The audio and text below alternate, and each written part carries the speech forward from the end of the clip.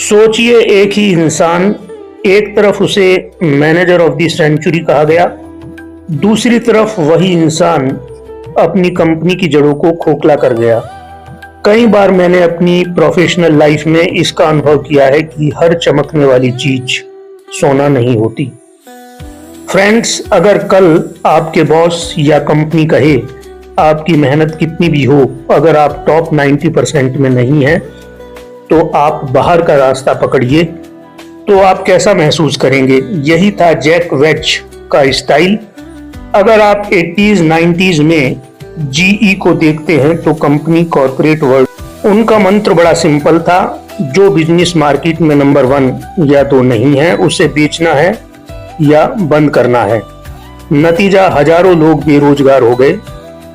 तभी Jack Welch को नाम मिला न्यूट्रॉन जैक। न्यूट्रॉन बम इमारत को छोड़कर लोगों को खत्म कर देता है, और यही एग्जैक्टली जैक वेल्च ने भी अपने लीडरशिप मैनेजमेंट में किया। उन्होंने एक चीज और शुरू की, रैक एंड यैंक। हर साल बॉटम 10% मैनेजर्स को वो बाहर का रास्ता दिखा देते थे। सोचिए कैसा डर और दबाव होगा उस कल्चर में। और सबसे बड़ा बदलाव जो उन्होंने किया, जीई को मैन्युफैक्चरिंग से हटाकर फाइनेंशियल सर्विस में धकेलना, जैसा कि टाटा में कुछ दिन पहले साइरस मिस्त्री ने करने की कोशिश की थी।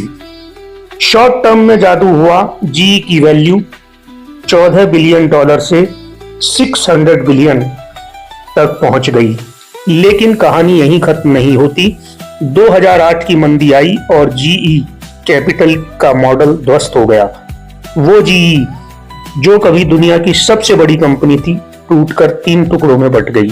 अब सोचिए, क्या ऐसा नेता वाकई महान कहलाएगा जिसकी विरासत उसके जाते ही धाराशाही हो गई। अलेक्जेंडर हार्वर्ड एक विश्व प्रसिद्ध विचारक, लेखक, लीडर, मेंटोर हैं, और उन्होंने लीडरशिप को वर्चुअल लीडरशिप से जोड़कर देखा। उनके इस मॉडल के अनुसार लीडरशिप को आप सिर्फ नतीजों से जोड़कर नहीं देख सकते, वह 2 मुख्य चीजों पर टिकी है। सबसे पहली है उदारता, मैग्नमिटी, यानी बड़ा सोचने का साहस। छोटे छोटे लक्ष्यों से संतुष्ट न होना, यह जैक वेल्च के बड़े सोच से मेल खाती है। मगर विनम्रता, ह्यूमिलिटी, यह वह गुण है जो वेल्च के मॉडल से गायब था। हार्वर्ड के अनुसार ह्यूमिलिटी याद दिलाती है कि हमारा टैलेंट सिर्फ हमारा नहीं है, बल्कि उन सभी लोगों का कंट्रीब्यूशन है जिन्होंने हमारी उन्नति में समय समय पर हमारी सहायता की। इसलिए इस टैलेंट का कंट्रीब्यूशन कंपनी और आसपास के लोगों को आगे बढ़ाने में सहायता के रूप में किया जाना चाहिए। तो फ्रेंड्स, निष्कर्ष स्पष्ट है। जैक वेल्च का उदाहरण हमें चेतावनी देता है कि बिना विनम्रता की उदारता, बिना सेवा भाव की महानता अंततः खोखली और टिकाऊ नहीं होती। हार्वर्ड का सिद्धांत वही हमें हमारे राज ऋषि के मूल्यों की याद दिलाता है। वो नेता जिसमें राजा का तेज भी हो और ऋषि की विनम्रता भी, जैसे राजा जनक। अगली बार जब आप किसी लीडर की सफलता को मापें तो सिर्फ बैलेंस शीट नहीं, बल्कि उनकी विरासत को भी देखें। क्या उन्होंने ऐसे लोग तैयार किए हैं जो उनसे बेहतर हो?